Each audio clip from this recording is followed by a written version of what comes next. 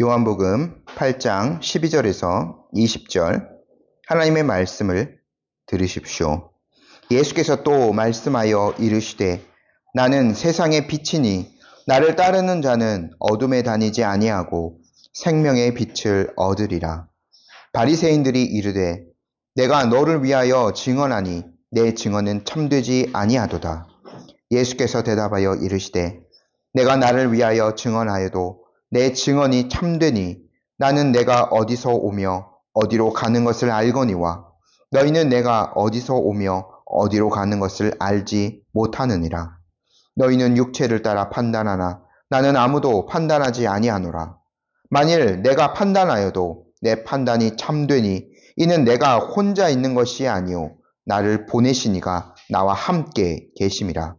너희 율법에도 두 사람의 증언이 참되다 기록되었으니 내가 나를 위하여 증언하는 자가 되고 나를 보내신 아버지도 나를 위하여 증언하시느니라. 이에 그들이 묻되 내 아버지가 어디 있느냐? 예수께서 대답하시되 너희는 나를 알지 못하고 내 아버지도 알지 못하는도다. 나를 알았더라면 내 아버지도 알았으리라. 이 말씀은 성전에서 가르치실 때에 헌금함 앞에서 하셨으나 잡는 사람이 없으니 이는 그의 때가 아직 이르지 아니하였음이러라. 아멘. 잠시 기도드리겠습니다. 복되신 하나님 아버지, 오늘 이 귀한 날 저희들에게 이 말씀을 또한 허락하여 주시니 감사를 드립니다. 저희들이 하나님의 이 귀한 생명의 말씀 안에서 함께 은혜를 누리고자 합니다. 성령 하나님, 이 모든 시간들을 주장하옵시고 특별히 듣는 자와 전하는 자의 마음 가운데 역사하시어 이 말씀 안에 담긴 하나님의 온전하신 뜻을 조명하여 주시기를 기도합니다. 저희들이 감사함으로 주님의 뜻을 받들고 또 순종의 자리로 나아가 합당한 영광을 올려드릴 수 있도록 귀한 은혜를 이 시간 허락하여 주옵소서. 예수님의 이름으로 기도드립니다. 아멘. 저희가 지난주에는 예수님께서 간음하다 붙잡혀온 여인을 어떻게 대하셨는가를 함께 살펴보았습니다. 예수님을 대적하는 자들이 많이 있었죠. 바리새인들을 중심으로 해서 대제사장 그룹들, 지난 시간에는 이제 서기관들까지 등장해서 예수님을 넘어뜨리려 하였습니다. 물리적으로 붙잡는 것이 쉽지 않자 그들은 함정을 파서 예수님을 넘어뜨리고 예수님께 도전하려 했던 것을 저희가 살펴보았죠. 그 사람들은 자기의 그 간교한 목적을 이루기 위해서 가련한 한 여인을 데려왔습니다. 그래서 율법에 이런 여자는 돌로 쳐 죽여야 되는데 예수님께 어떻게 해야 되겠습니까? 라고 공손하게 묻는 척 하면서 예수님을 양자택일의 함정에 빠뜨려 놓았죠.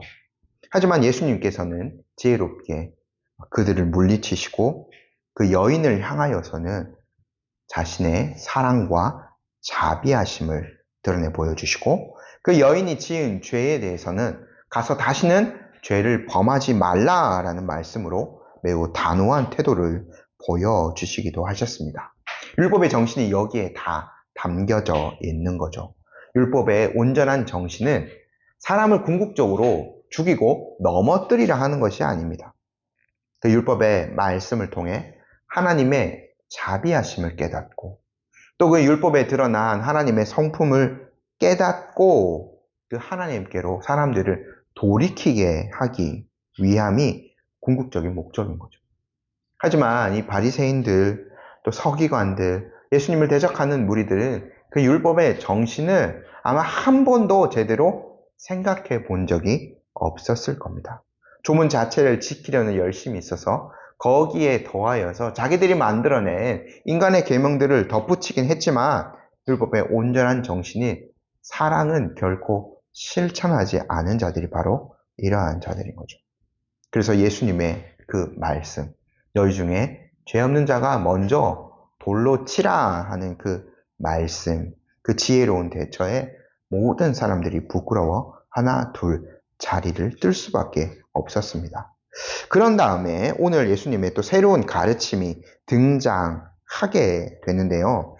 제가 이제 7장 53절부터 8장 11절까지는 우리 성경에도 대관로로 되어져 있고 연속적인 흐름에 있었던 사건이 아닐 수도 있다는 점은 말씀을 드리긴 했습니다. 하지만 저희가 지난주에 2절 말씀을 보면 성전으로 들어오셔서 예수님께서 이 말씀을 가르치는 중에 그 가늠하다 잡힌 여인의 사건이 있었고 아마 예수님이 땅에 글씨를 쓰셨다라는 것을 보면 성전 뜰에서 이러한 일이 있지 않았을까라고 추측해 볼 수 있고요. 오늘 예수님이 하신 말씀은 20절에 보면 오늘 본문 20절에 보면 헌금함 앞에서 이러한 말씀을 가르치신 거거든요. 그래서 아마 저희가 자연스럽게 성전 안에서 가르치시다가 그러한 사건이 있은 다음에 예수님께서 또 장소를 조금 더 성전 안쪽으로 옮기셔서 많은 그 사람들이 모여있는 곳에서 하나님의 어떤 말씀을 증거하셨고 거기에서 재차 또한 바리새인들과 논쟁이 발생하는 것으로 이해할 수도 있겠습니다. 예수님은 헌금함 앞에서 자기 자신을 증언하셨습니다. 저희가 두 번째로 요한복음에 예수님이 나는 누구누구다 라고 말씀하시는 거 몇 차례 살펴볼 텐데 두 번째로 이제 살펴볼 말씀입니다. 첫 번째, 예수님이 오병이의 기적에 있은 다음에 생명의 떡이다 라고 자신을 증언하셨죠. 오늘 두 번째로 예수님께서는 헌금함 앞에서 내가 세상의 빛이다 라는 말씀을 그런 선언을 하셨어요. 12절 말씀 저희 같이 한번 읽어보겠습니다. 예수께서 또 말씀하여 이르시되 나는 세상의 빛이니 나를 따르는 자는 어둠에 다니지 아니하고 생명의 빛을 얻으리라. 저희가 이 생명의 빛에 대해서는 요한복음 초반부에 좀 살펴본 것이 있습니다. 다시 한번 살펴보면 1장 4절에 요한이 이렇게 기록해 놓았어요. 그 안에 생명이 있으니 이 생명은 사람들의 빛이다. 태초부터 계셨던 말씀, 하나님과 함께 계셨던 그 말씀 안에는 생명이 있었고 그 생명이 사람들의 빛입니다. 그런데 타락한 인간들은 지독한 어둠에 갇혀 있었으므로 그 빛을 차마 볼 수도 없고 깨달을 수도 없는 거죠. 그래서요, 먼저 하나님께서 메시아가 오시기 전에 빛에 대하여서 증언하는 자를 보내셨죠. 그가 세례 요한입니다. 이 요한복음 기록한 요한이 또 이렇게 기록해 놓았죠. 1장 6절에서 8절 말씀 제가 읽어드릴게요. 하나님께로부터 보내심을 받은 사람이 있으니 그의 이름은 요한이라. 그가 증언하러 왔으니 곧 빛에 대하여 증언하고 모든 사람이 자기로 말미암아 믿게 하려 함이라. 그는 이 빛이 아니요 이 빛에 대하여 증언하러 온 자라. 이 빛, 사람들을 먼저 한번 흔들어 깨워 이 빛에 대해서 그분이 오실 것이다 라는 것들을 증언하는 사역을 한 사람이 바로 세례 요한입니다.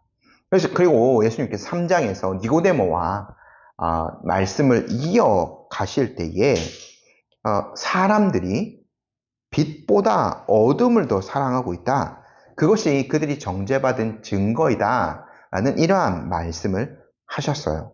여기까지를 보면 예수님이 조금 간접적으로 세상에 비친 것을 이제 드러내셨는데 이제는 예수님께서 직접 자신의 신분을 사람들 앞에서 공적으로 선언하십니다. 요한이 1장 4절에 그렇게 기록해 놓았던 것은 예수님이 원래 신분이 그러하다는 것.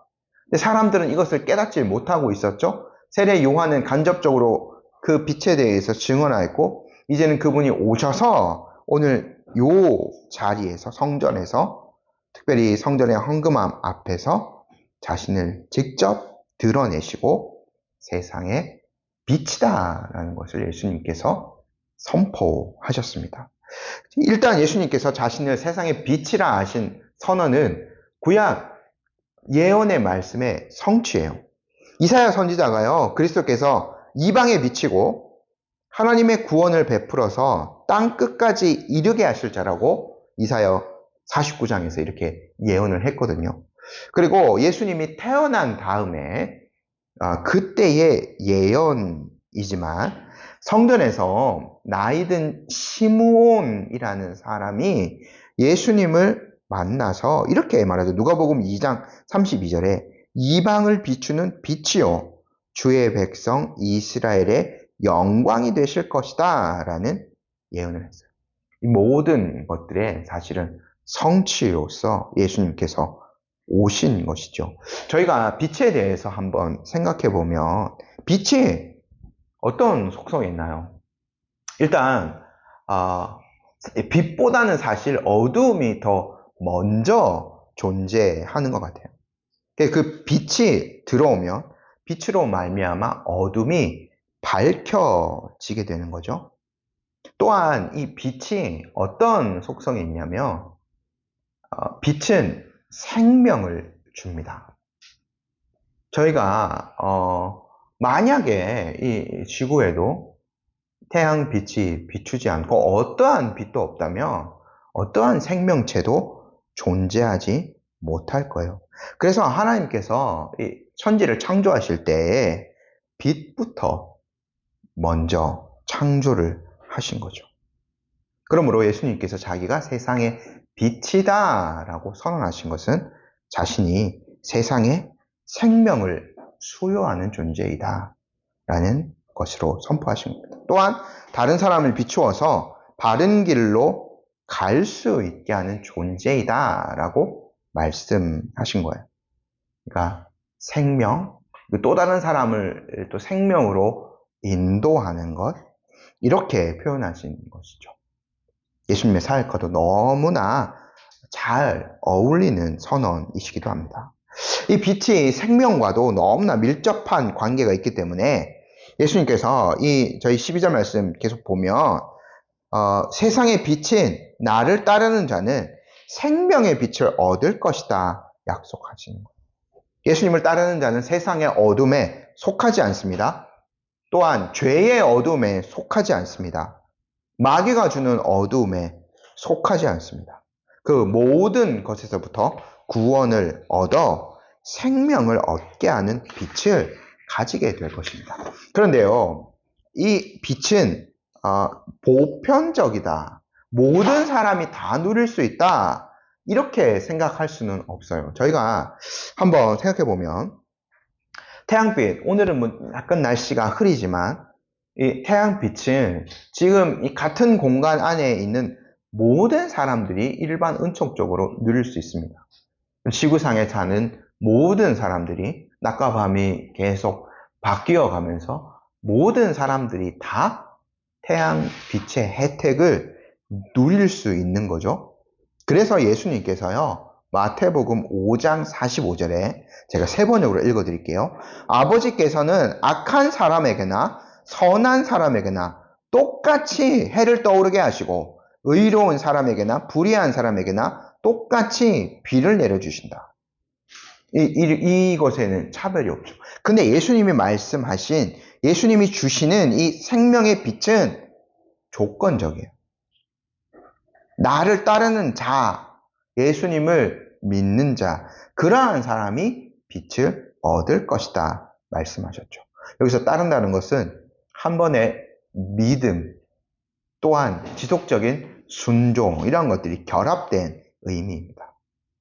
그래서 예수님을 따르는 자는 결코 어둠에 속하지 않을 것이고 영원한 빛에 거하며 계속해서 빛 가운데 살아갈 것입니다. 우리가 새하늘과 새 땅의 속성을 생각해 봐도 거기에는 어둠이 없거든요.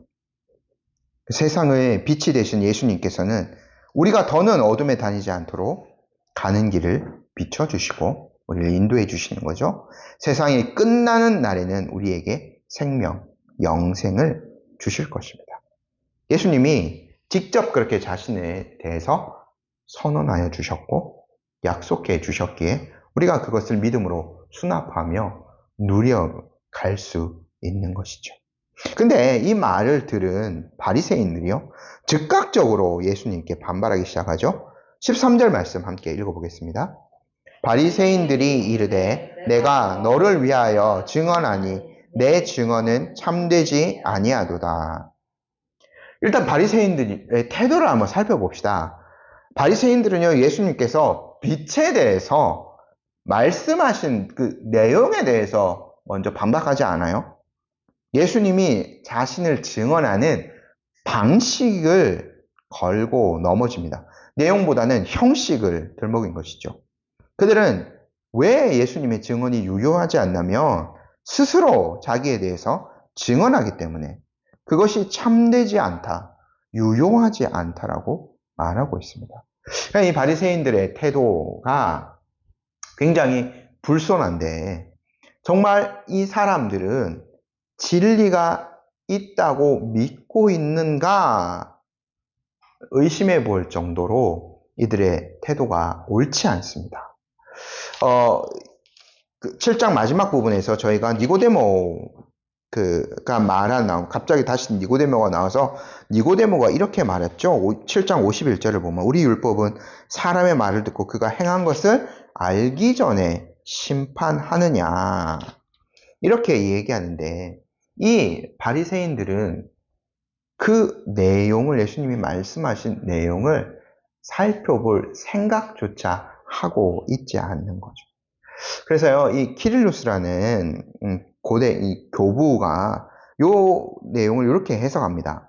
바리새인들은 예수님께서 거짓말을 하고 있다고 생각했습니다. 극도의 어리석음에 빠진 그들은 자랑하려는 마음이나 이름을 떨치려는 뜻에서가 아니라 자신의 본질 또는 본성을 있는 그대로 알려주는 이가 있다는 사실을 짐작조차 하지 못하고 있습니다.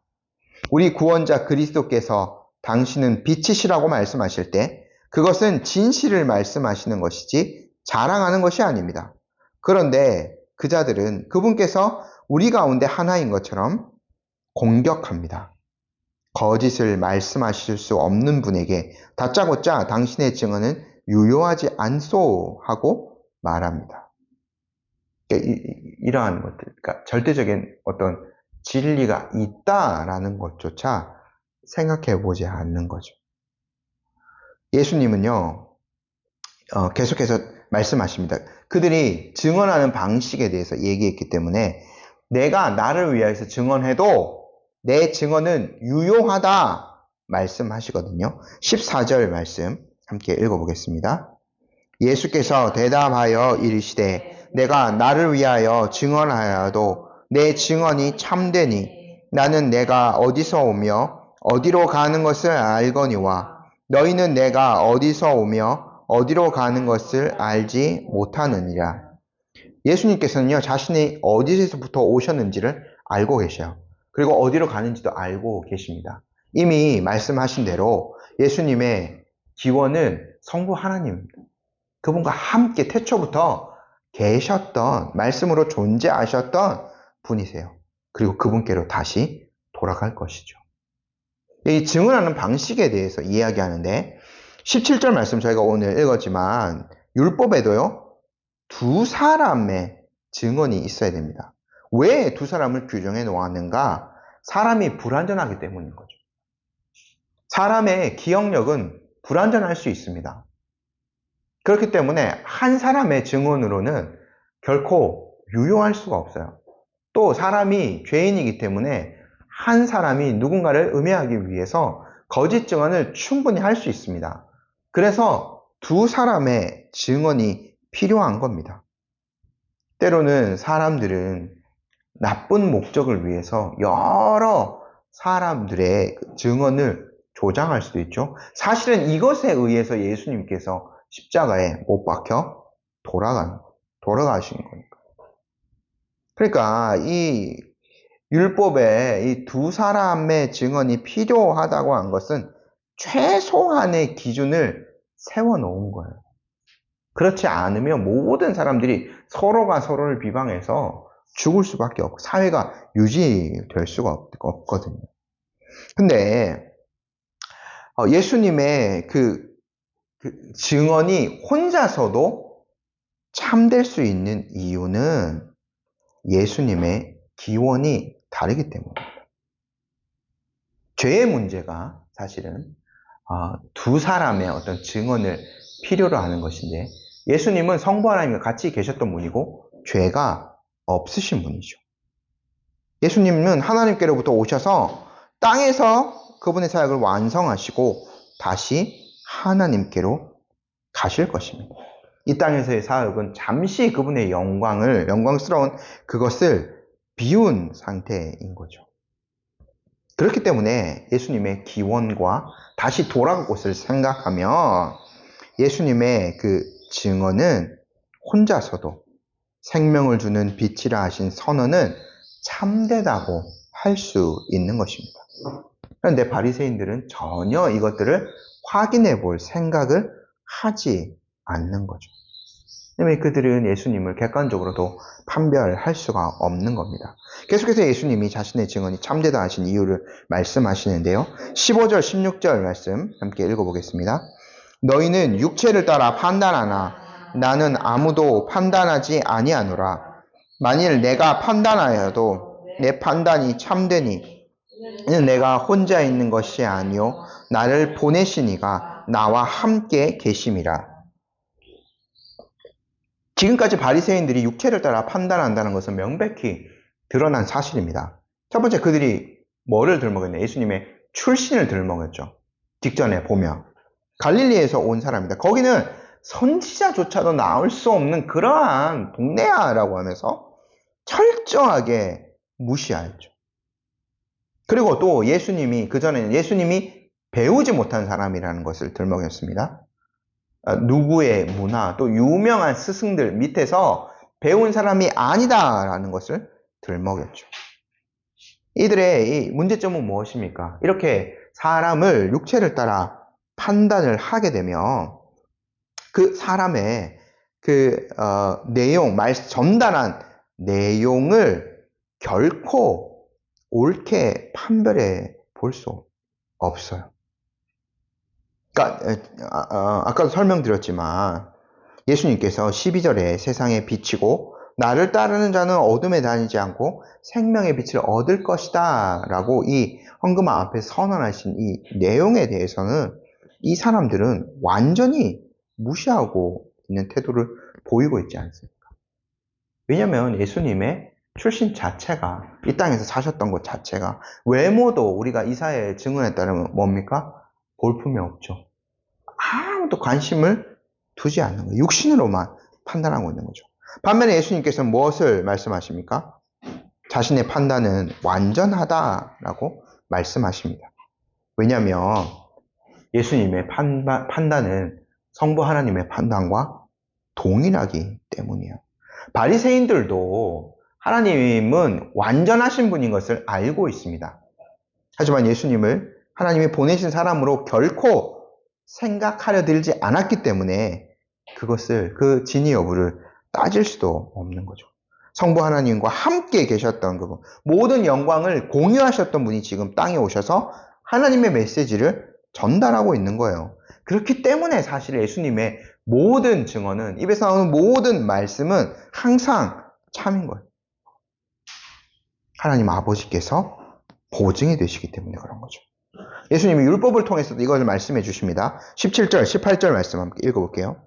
너희 율법에도 두 사람의 증언이 참되다 기록되었으니 내가 나를 위하여 증언하는 자가 되고 나를 보내신 아버지도 나를 위하여 증언하시느니라.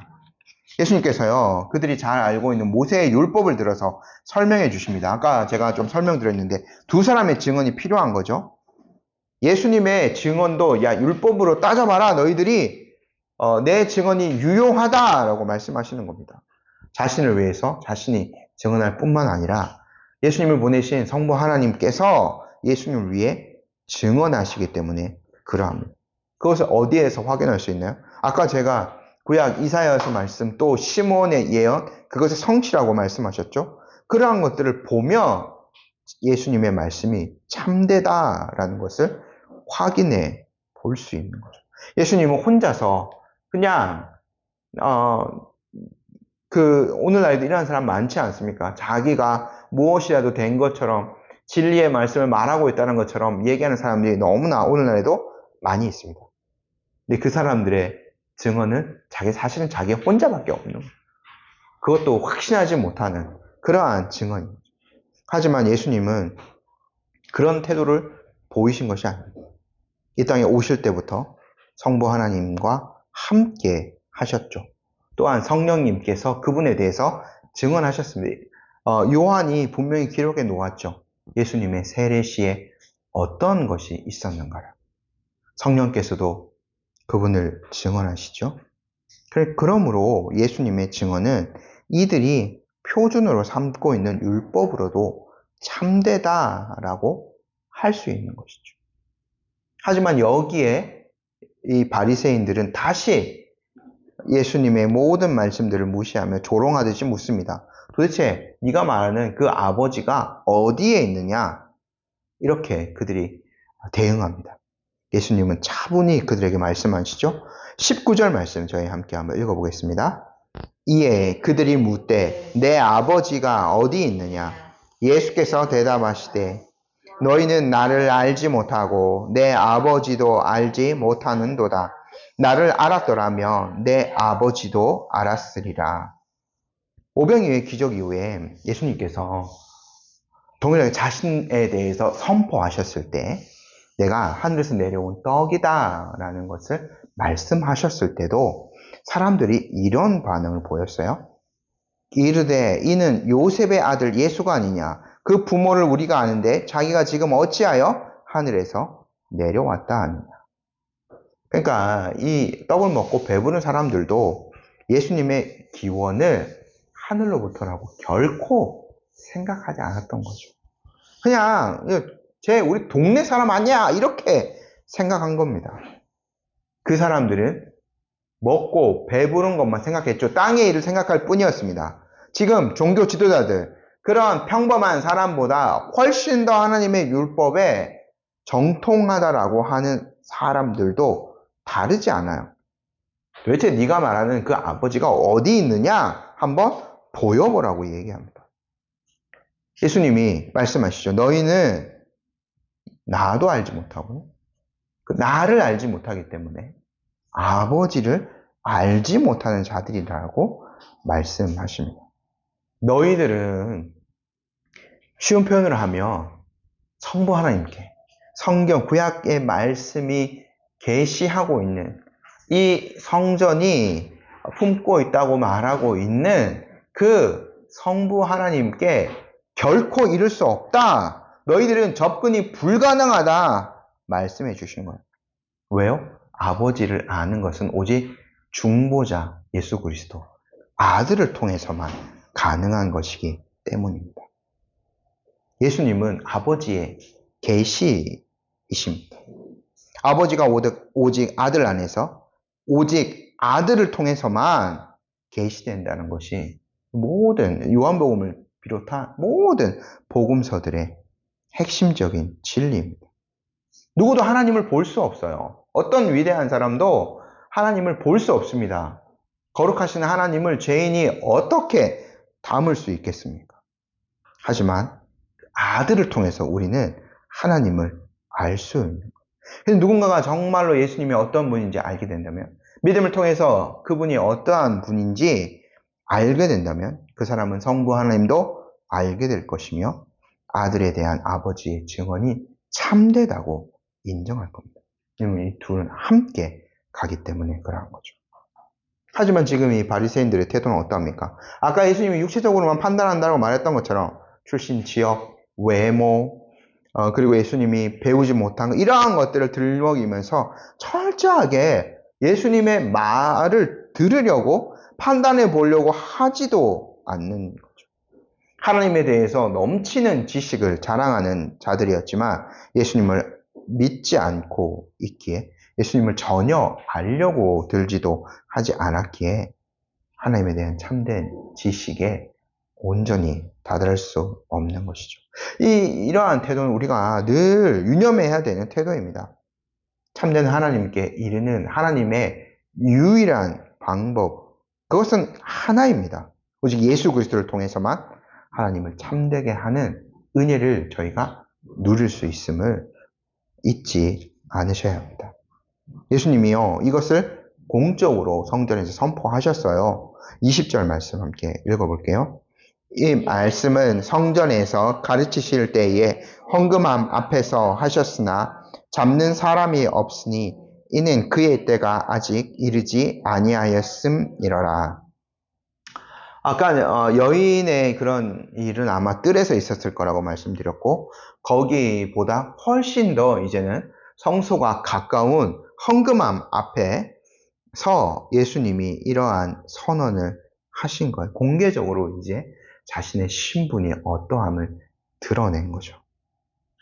그러나 헌금함에서 조금만 이제 더 들어가면 하나님이 임재하고 계시다는 그 성소가 있는데, 지성소가 있는데 바리새인들은 결코 거기에 이르지 못할 겁니다.